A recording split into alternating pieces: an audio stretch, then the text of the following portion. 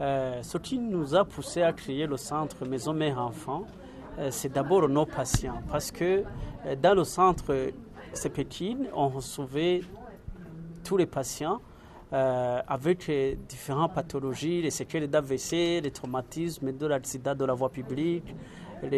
Donc c'était d'une façon générale. Mais un jour, j'ai reçu une femme âgée de 22 ans dans mon cabinet. Elle a pleuré, elle a dit qu'elle a développé des incontinences urinaires quand elle tousse, quand elle rigole. Elle a pleuré devant moi parce que le problème était qu'elle n'a pas trouvé qui peut l'aider. Elle prenait les médicaments, mais l'incontinence continue. Dans ce cas, ça a été la cause numéro 1 qui nous a poussé à créer.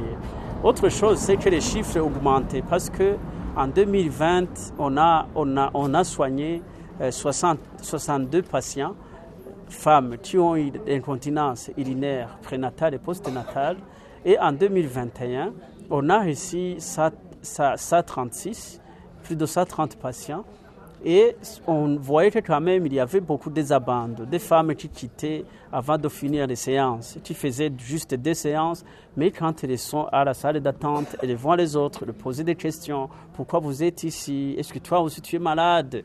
Mais quand même, la maman n'arrive pas en fait à s'exprimer et dire j'ai un problème d'incontinence parce que c'est tabou, c'est caché. Alors, c'est là qu'on a constaté que la meilleure solution, c'est de créer la maison mère-enfant où les mamans peuvent se sentir à l'aise en parlant ce qu'ils vivent dans leur situation prénatale et postnatale.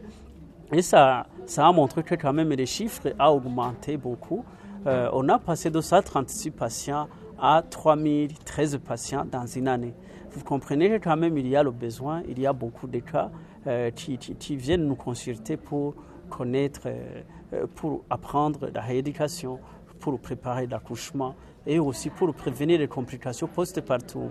Parce que la kinésithérapie prénatale, c'est la kinésithérapie qui prépare la maman en fait à accoucher normalement. C'est retonifier, c'est créer l'endurance et aussi la souplesse musculaire de la maman. Quand je parle de périnée, c'est un groupe de muscles qui maintient tous les organes du périnée. Quand je parle de ces organes, il y a la vessie qui contient les urines, il y a aussi l'appareil reproductif, il y a aussi la matière fécale. Il y a des fois alors qu'il y a la descente de tous ces 3 appareils, je parle de la vessie, peut descendre aussi l'utérus, qu'on parle de descente des organes, disons la vessie, l'utérus, ou bien des béances dans le vagin. En fait, il y a, si la maman met au monde un enfant de 4 kilos, en fait, le muscle s'étire sans relâchement et puis ça devient frasque. Quand elle fait un mouvement, elle sent quelque chose qui ne sont pas stables. Et c'est pourquoi, en fait, la kinésithérapie prénatale est très nécessaire pour prévenir les complications postnatales. Quand j'invite les mamans, quand j'invite nos prestataires de santé, c'est bon d'inviter les mamans enceintes de venir en kinésithérapie pour préparer l'accouchement. Parce que c'est là où on peut prévenir le mal de dos. C'est là où on peut prévenir les complications, disons, cette complication de descente des organes. Tout ça, c'est possible de prévenir pendant la grossesse. D'abord, la kinésithérapie prénatale est très nécessaire à tout le monde. Toutes les femmes enceintes, si c'est possible, de rester en mouvement parce que la grossesse n'est pas une maladie. Comme la grossesse n'est pas une maladie, si la maman considère la grossesse comme une maladie, en fait, il y a d'autres maladies en cascade qui s'empilent comme l'hypertension, diabète et d'autres, même l'obésité, et la fatigue généralisée qui aussi se développe.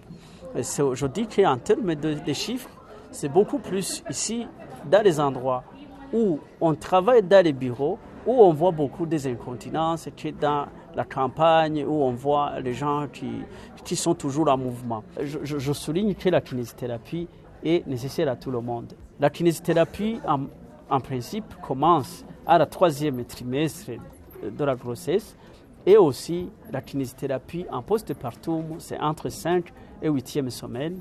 C'est nécessaire pour évaluer, analyser qu'est-ce que la maman a besoin, quels sont les exercices que je peux donner, quelle est sa démarche, quelle est sa posture, quel est le poids. Est-ce que d'une façon générale, on fait l'analyse musculo-squelettique, s'il n'y a pas de douleur au niveau du cou, qu'on parle de cervicalgie, tantôt de dorsalgie en faisant des courbes, sous forme d'ocyphose, et aussi de lombalgie, mais souvent, que ce soit accouche, que la maman accouche par césarienne ou par voie basse, elle a besoin de la kinésithérapie parce que l'incontinence peut se développer à n'importe quelle femme qu'elle a accouché par césarienne ou par voie basse. La question d'accessibilité des soins, de rééducation et de réadaptation, je dis que quand même, il y a maintenant un projet du centre de mettre les cabinets de rééducation fonctionnelle dans tous les coins du pays, si possible. C'est un projet, mais on n'a pas encore réussi. C'est pourquoi on a le centre déjà créé, mais nous projetons que si possible dans tous les coins du pays, que ce soit à Changuzo, à la périphérie, dans les coins éloignés du pays, qu'on trouve des centres pour l'accessibilité des soins. Cette accessibilité des soins, je parle d'accessibilité géographique, mais aussi c'est l'accessibilité de ces soins proches à tout le monde. Je propose que, si possible, que le ministère de la Santé, parce que le ministère a déjà commencé à créer des centres à l'intérieur du pays, mais quand même, ça reste encore des provinces qui n'ont pas encore réussi, qui n'ont pas encore eu des services de rééducation fonctionnelle. C'est-à-dire que c'est un domaine où, si possible, nous développons davantage, mais beaucoup plus à l'intérieur du pays, pour que tout le monde fasse quelques séances de rééducation qui coûtent moins cher que les médicaments.